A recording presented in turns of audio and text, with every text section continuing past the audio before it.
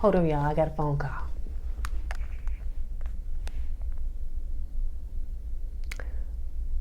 Thank you. I appreciate it. Yeah, that was CBS. They was calling me. And they was letting me know my prescription was in. Because this episode, yeah, Christina did the most. So I think I'm the one that gonna need to get a prescription filled. Some melatonin or something. Because this girl done worked my nerve tonight.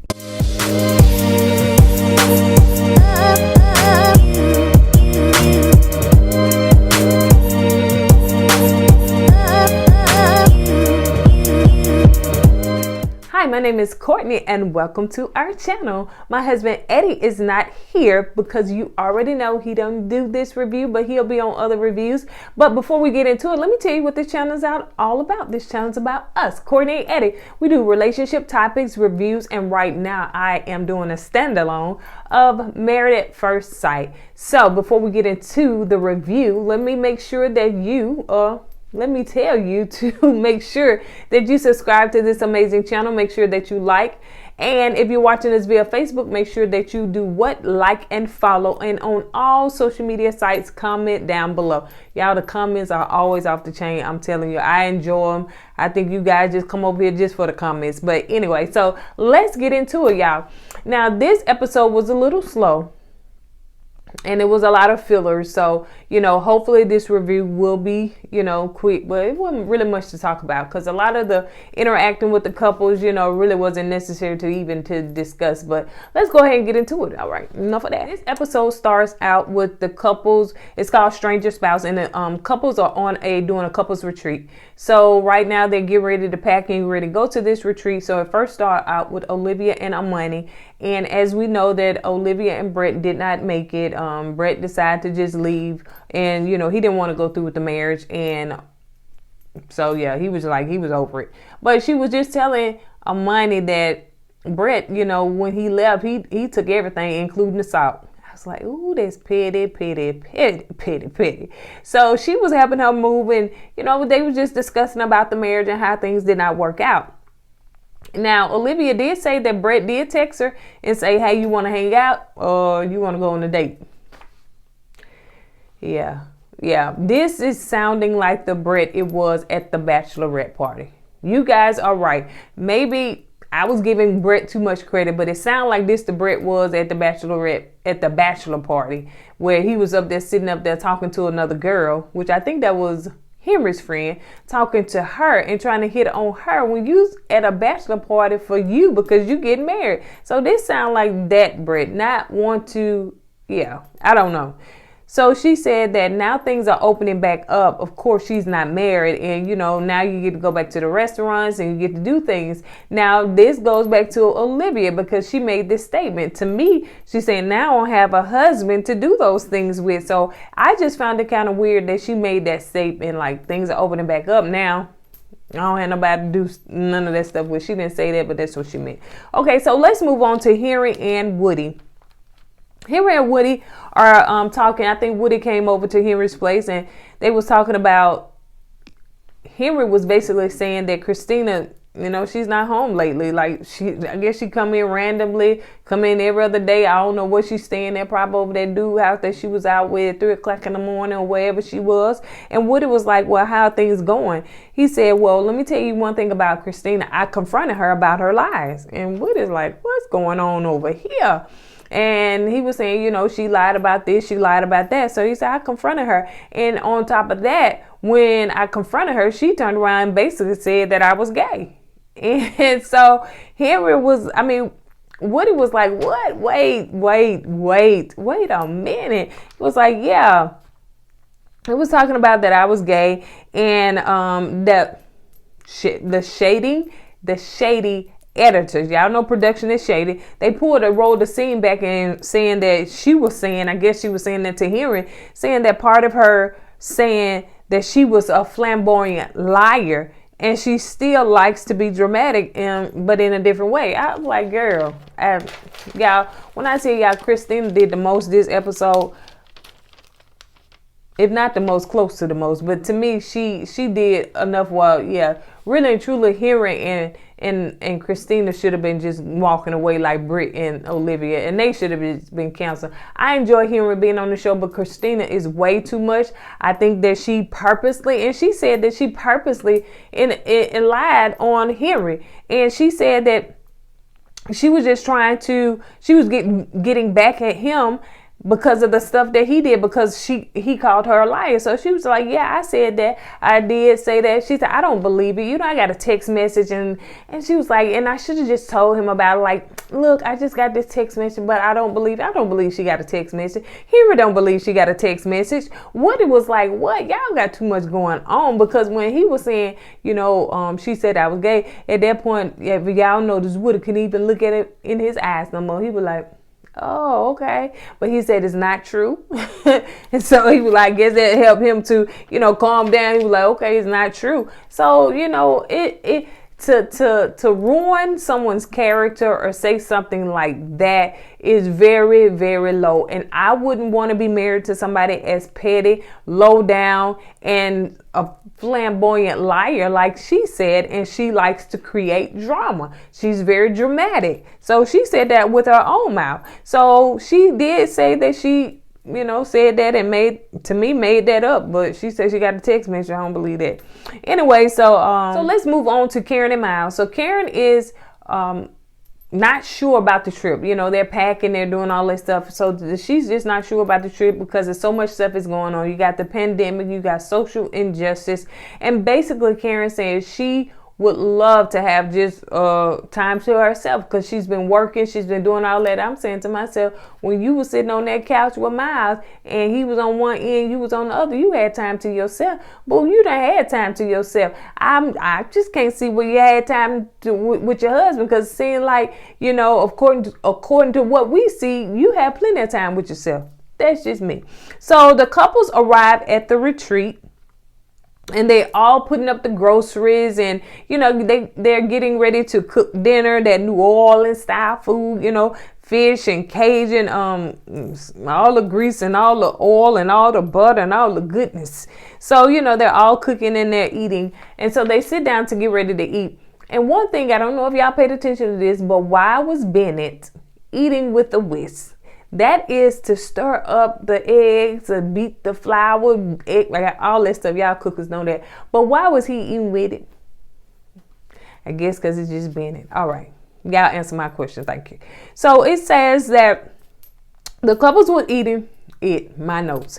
The couples were eating around the table, and Christina, here we go. She was full of dramatics.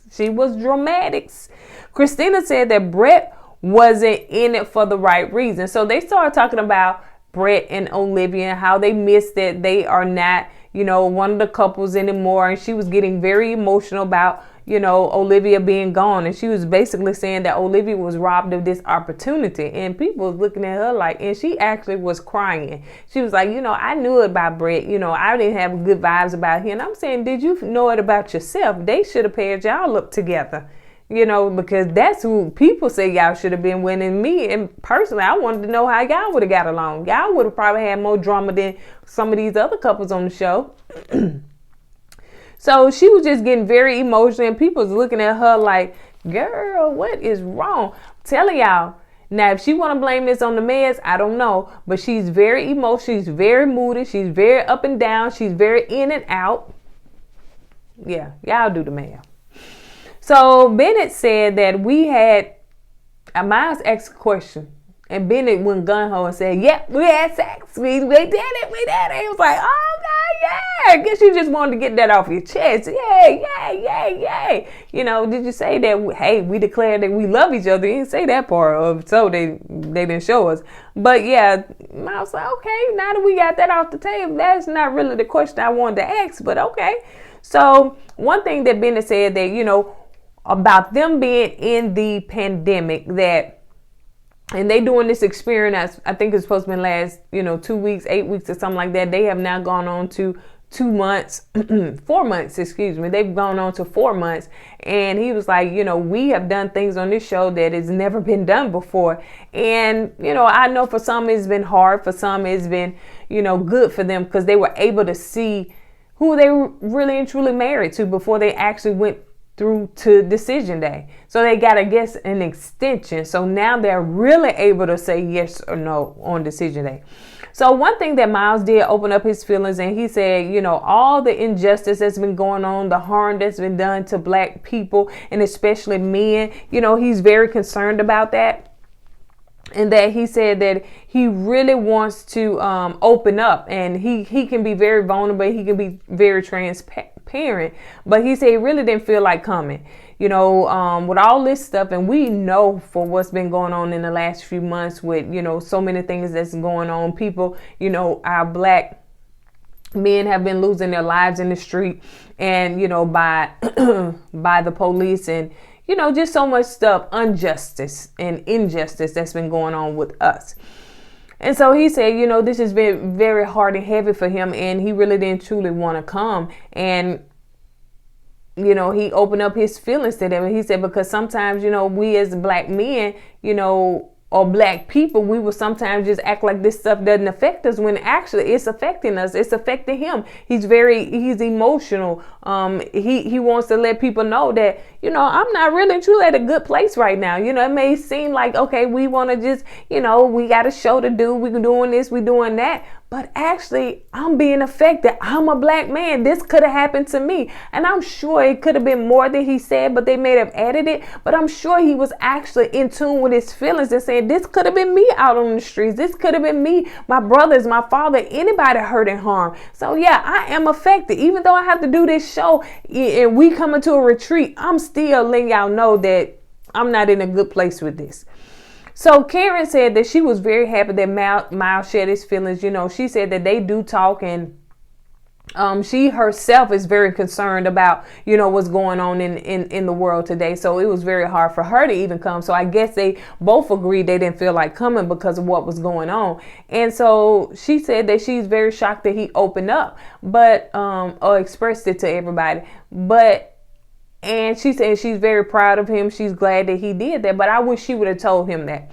And I was telling my husband that I wish she would have told him that, at that moment, like, Miles, I'm very proud of you for opening up. Yes, we have sidebar conversations. We've talked about it and everything. And, I'm very proud of you for sharing with the group. And, so just to give him that affirmation, y'all know that Miles loves affirmation. So, she was just a little like, okay. So I'm assuming she didn't say anything. I don't know. But, from what we got from editing, she just had a little tight lip or tight face. So let's move on to, let's see what we got. Bennett, in the midst of the pandemic, he said that we are like pressure cookers. One thing about Bennett, he's very intelligent. He's very smart.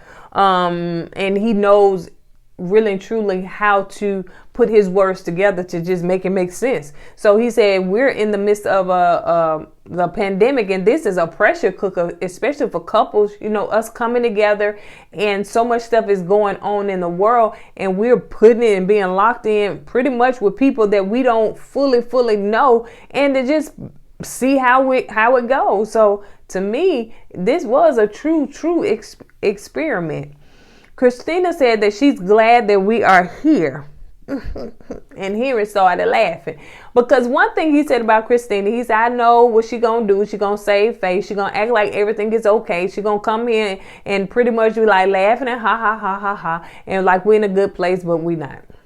And that's basically what she's doing. What he said, look and see if you can look at the person that you're married to and see if you can spend the rest of your life with that person. See if you can stick around and stick it through and be with that person for the rest of your life. He said that's something to think about. And that's something that I had to realize when it came to when my husband asked to marry him, is that I had to look and see, could I spend the rest of my life with this man? And I was like, yeah, I could. And his flaws and mine as well, is that, yeah, I could spend the rest of my life with this man. So that's something that you have to think about. But of course, to me, they was in an odd place because they got married, then they got to get to know each other. So, yeah.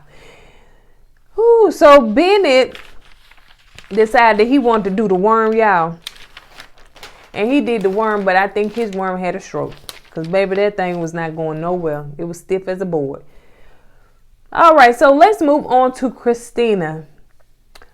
One thing about they were at the, I guess, lunch, and it was all coming together and stuff like that. So they began to talk about, Bennett moving to Virginia with Amelia. And Christina was like, that's a big thing. She don't think that she can do it. And of course, Henry across the room, across the table looking crazy. Amani asked the question, like, what kind of growth have you had, Henry? Because they're trying to get, questions. I don't know if the producers put Woody and Amani and Amelia and Bennett to be asking questions and stuff like that, since they are the power couple or whatever on this show.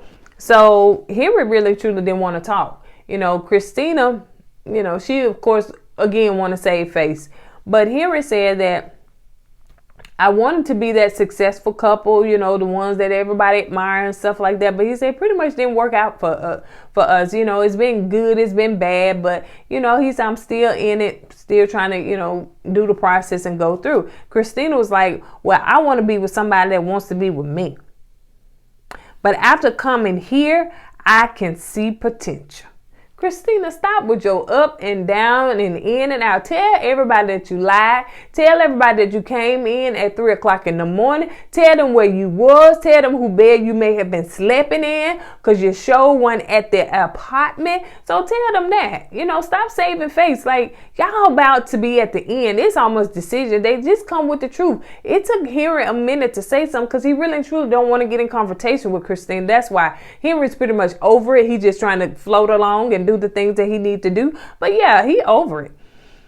Woody said that he couldn't just live in hope. Like, I'm not just gonna live and hope everything work out and hope this, and hope this. And Amanda said, well, we living on hope. And I don't know what Woody said. He was like, no. And Amanda, like, she had got like, okay, like, calm down. The man is speaking.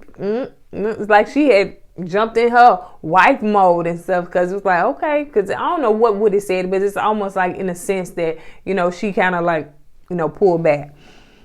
Christina, one thing he said about Christina talked about throwing in the towel or whatever, but he was like, that towel is soaking wet, like that towel overfull. He was like, y'all need to stop with all this, because we can't do this hope stuff. Either you in it, either it's gonna work, and that's one thing Henry said, we're gonna do it, but if it's not gonna work, it's just not gonna work. It's okay. It's really truly, it's okay. So let's move on to Karen and Miles. They learning that thing, I forgot what it's called, whatever game it was. I thought I jotted it down, but they was playing that game, and of course Karen was winning at the game, and Miles was making fun of her on that, because I guess he's very competitive.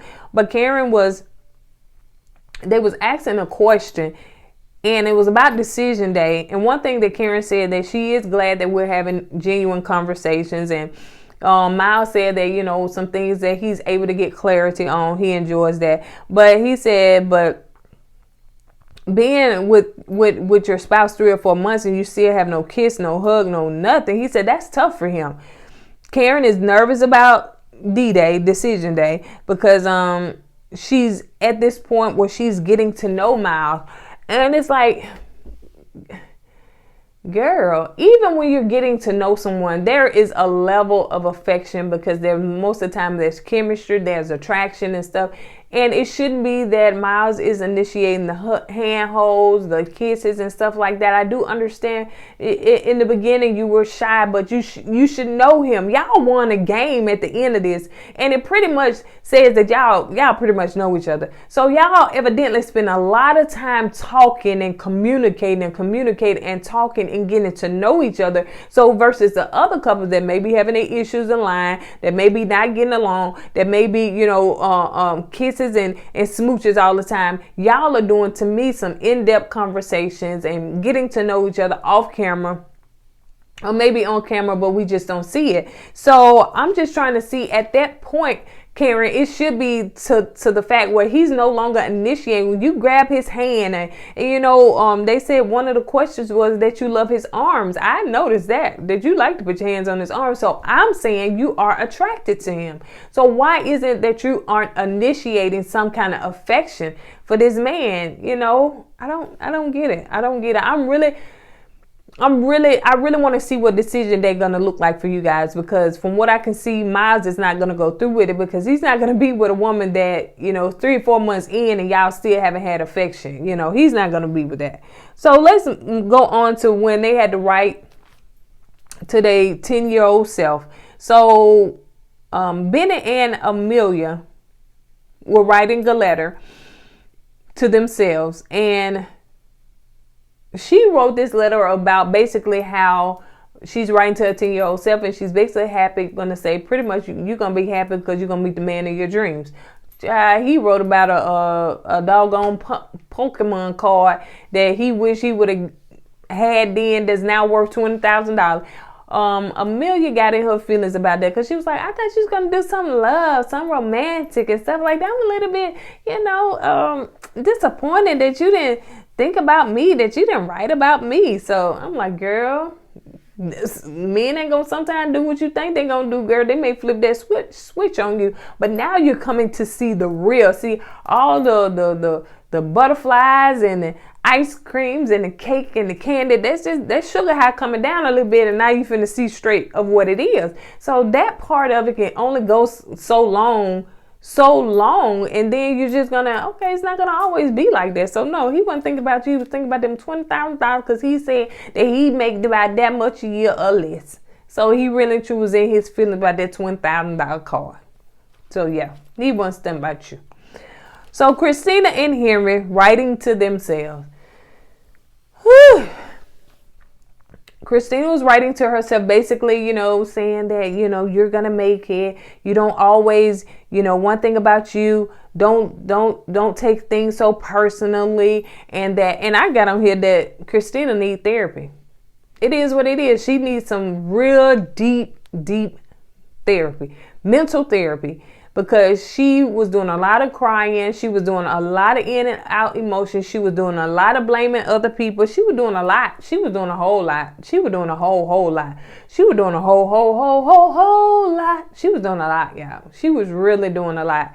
Probably, yeah, more than the other ones. But yeah, she was really doing a lot.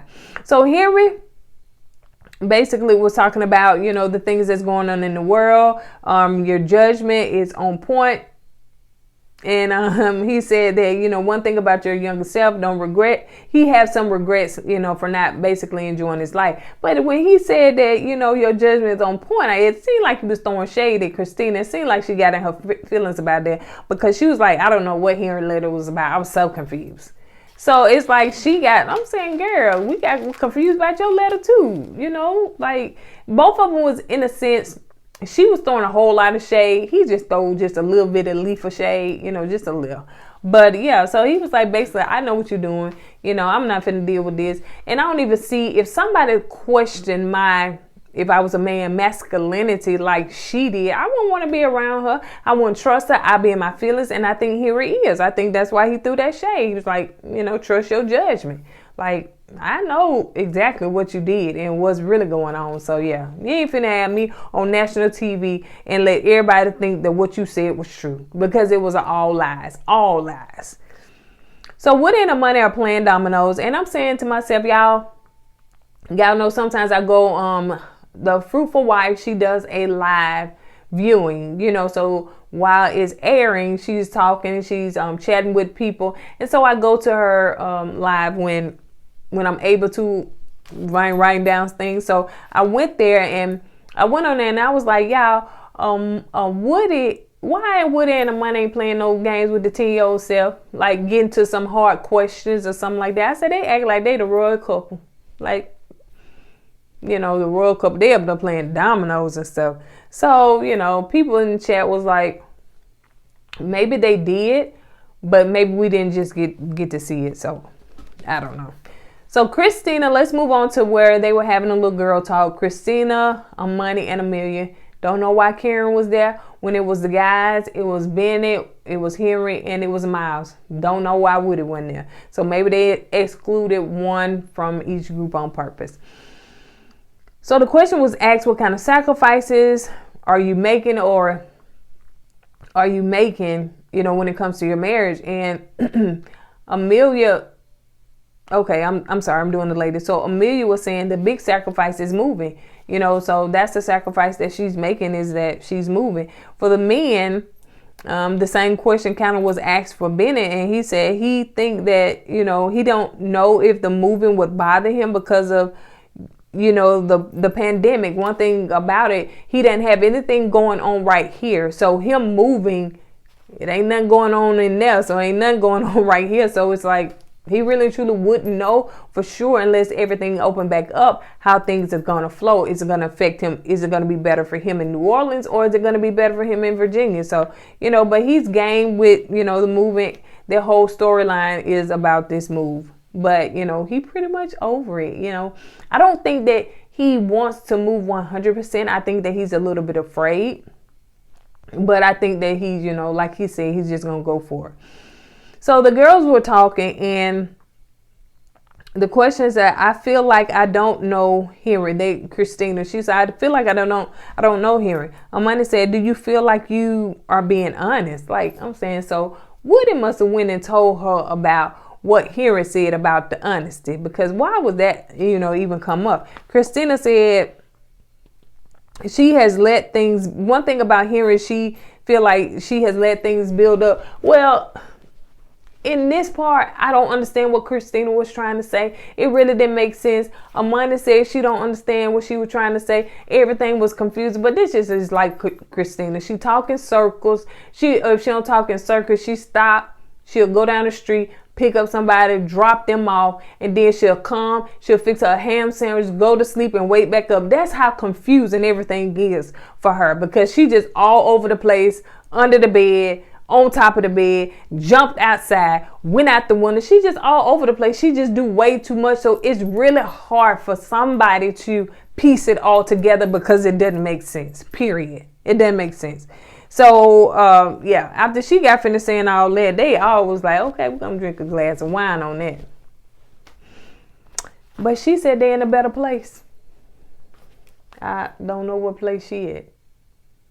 Maybe she in that place that she thought she had, or where she supposed to be staying, because I don't know what better place she in, because so Henry said he was talking, and he was of course telling them he's tired of the lies, he don't like the lies and all that stuff. And so that's basically their storyline, the same thing. He's saying how she lied, and Bennett was like, I don't know what's going on, but I'm a little bit confused in what's going on, but it seemed like he got past it, and he's now trying to move forward. So we ain't finna go through that again. We all know what it is.